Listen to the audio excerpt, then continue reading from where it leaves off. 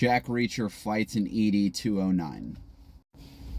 I'm Nathan Hollow. This is the Holotake. Today I'm going to be talking to you about the Netflix new release, War Machine, starring Alan Ritchson.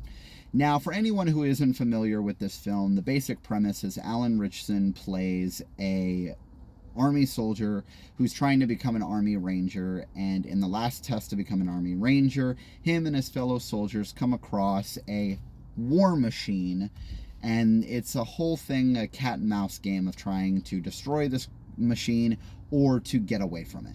Now, for anyone who's wanting a mentally stimulating movie, you're not getting that from this movie. This movie knows exactly what it is, and it is your basic action flick to watch on a Saturday afternoon, which is exactly what I did.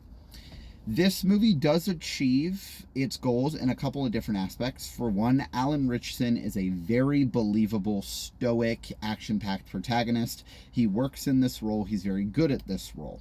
Another aspect that this movie does succeed in is the action sequences. This movie has very surprising action sequences. I didn't think that they were going to go as far as they do. Now, not every action sequence is a winner. Some of them go a little too long. Some of them are very cheesy and honestly more humorous than anything to be taken seriously. But there are fun action sequences. And to sidebar with the action sequences, the war machine itself in this movie, I think, is very well done. You don't feel like cheesy from the account of the war machine. It is very intimidating. It's very threatening. I also think that the score really helps with that, because the score kind of gives a action movie but like B horror movie like vibe mix. Like, it's definitely giving a threatening atmosphere, so it doesn't feel cheesy by any means. But with all good things, there's also bad things, especially with a movie like this. For one, this movie does have some tonal differences and issues in this movie. 1 second he's making jokes, the next minute he's solemn, doesn't want to talk to anybody. So there's sometimes some issues, but it isn't like anything crazy.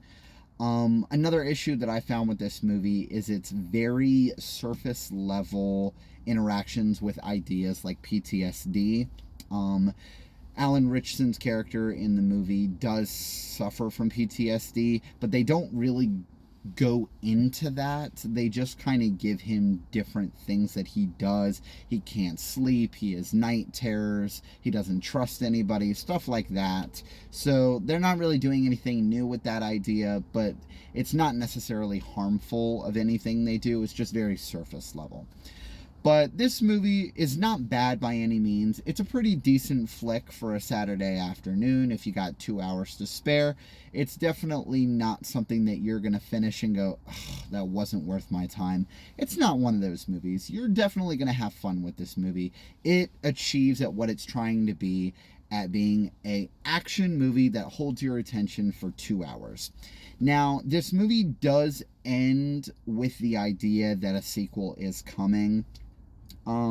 And I think that's one of my biggest issues with this movie, is this movie, especially because of the ending, feels like they only made this film to set up a future film that they want to make more. So I'm definitely curious if they're going to do anything more with this IP. And if they do, I'll definitely be watching it. But if they don't, I don't think it'll hurt this movie if they don't end up doing a sequel. But for me personally, I would give this movie a 3 out of 5. It's worth its time, but you're not going to miss out on anything if you skip this one.